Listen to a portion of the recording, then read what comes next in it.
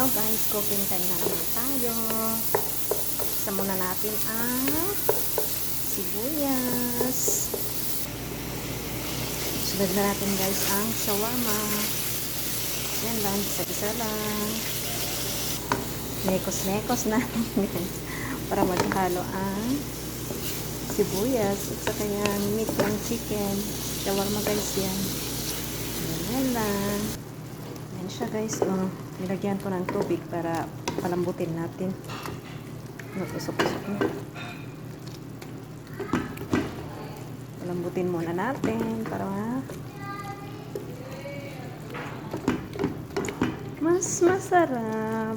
Mekos-mekos. Mekos-mekos muna. Cooking time tayo guys. Yung shawarma. Nilagyan ko ng ganyan guys. Yan. Saka yan. Ito na siya. Halo-halo muna natin.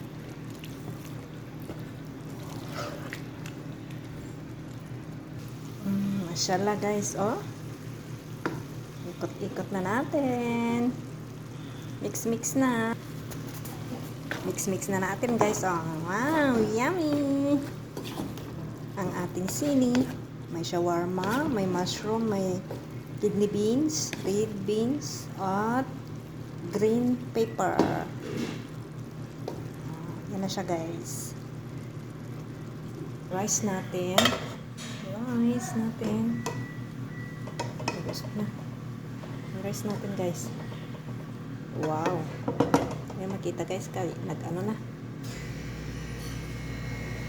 May ano siya. Tawag dito.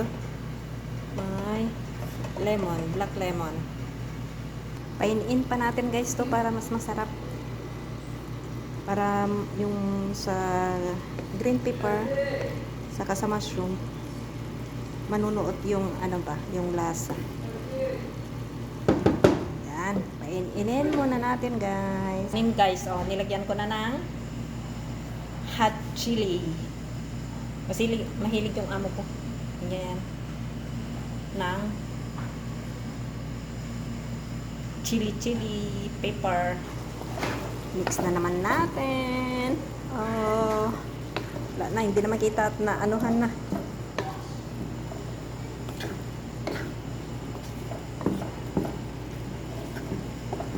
I-mix natin.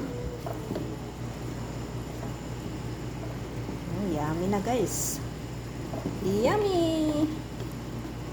Eating time na. I-prepare dinner namin to guys. Sini.